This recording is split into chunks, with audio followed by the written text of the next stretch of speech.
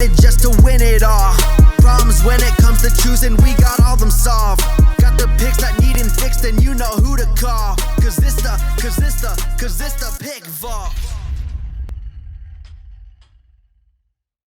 We're live here from Boston. I'm Matt Taylor alongside Danny Siv, and this is the Pick Vault. And that is right, Matt. We are back with more for episode 4. What do we have today? Big news. We are officially 24 hours, or less than 24 hours now, from Dak Prescott officially signing his franchise tag with the Dallas Cowboys. That franchise tag is going to be that 1-year deal for $31.4 million. Now, Dan, is Dak Prescott worth $31.4? And the bigger overarching question is, he was offered $35 million for 5 years and turned that down. So he's gonna play under the franchise tag this year. Is he worth that? I don't know.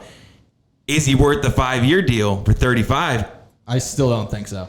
That's a lot of money. I mean, as again, you look at quarterbacks in the league right now, you got Pat Mahomes at 45. So that sets your max bar. And then you have someone like Russell Wilson, who is at that 35 4-year, comes out to about $140 million contract.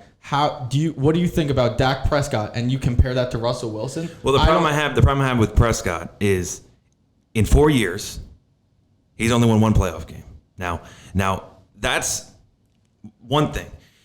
He has Ezekiel Elliott around him. He's got the number 1 offensive line in the NFL for the past 4 years. For at least 2 or 3 of those years. Absolutely. Right? And then you look at, he's trying to put himself on the same standard as a Russell Wilson. I just don't see how he could do that. And Wilson won a Rookie of the Year. Wilson won a Super Bowl and made it to another Super Bowl and was one play call away, right? That run into the end zone with the Patriots. Should have gave it to Marshawn. And he was one play call away from winning 2 Super Bowls.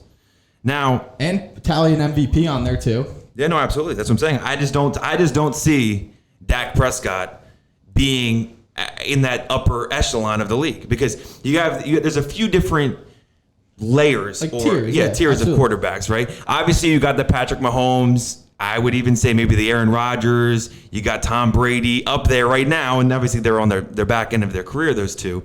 But you got like the top 3 or 4 quarterbacks in the league, and then right after that, there's a big step down. Absolutely. There's a huge drop off. And I just don't think Prescott should be asking for money of that top tier guy. And right now, even the contract that he's trying to negotiate with the Cowboys puts him in that top tier. And I just don't see it. Another issue I have with that is he's asking for all this money, but when you go play for the Cowboys, you're not just in Dallas. You're in Jerry's world.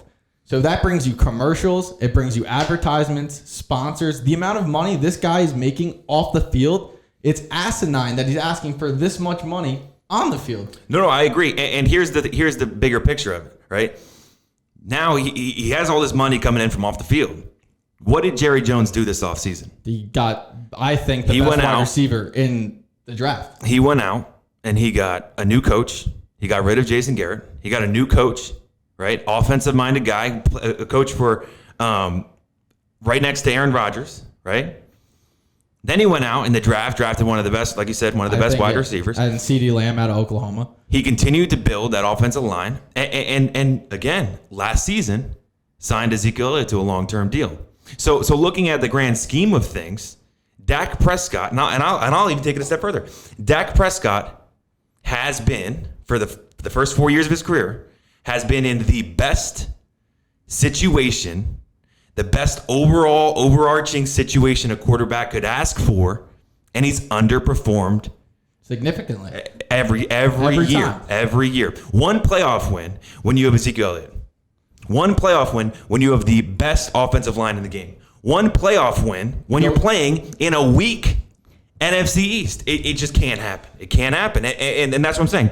There's no way you could ask for more money than Russell Wilson is getting currently, when Wilson has won MVPs, Wilson has made it to the Super Bowl, and he's overperformed in a small market, Seattle. I was gonna say, imagine him put in that situation with all those weapons. Go out and grab any other quarterback from the NFL.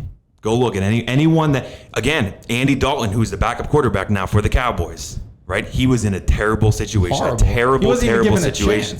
Now, I'm not saying you put him in the situation that Dak was in, but if you took Andy Dalton over the past 4 years. Put him in that offense that the Cowboys have. And I'm telling you, you're not going to get worse than one playoff win. I'm not going to say that Andy Dalton, from no means am I saying Andy Dalton's better than Dak Prescott, but I'm just saying Dak Prescott has underperformed. Yeah, and he's been put in very good situations again. So, I mean, it's... Yeah, no, I agree 100%. So, anyway, like we said, Dak Prescott looking to sign that franchise deal in the next 24 hours. And again, he's looking for something more. He's looking for a 4-year deal. Will it happen over the next year? We'll find out, and we'll keep you updated here on the Pick Vault. Taking sports gambling to the next level. Till next time, this is the Pick Vault. Signing off. This the Pick Vault. Gonna sit you down and listen to this real talk. Ain't no first or second option, this the default. Turning picks into these dollars, gonna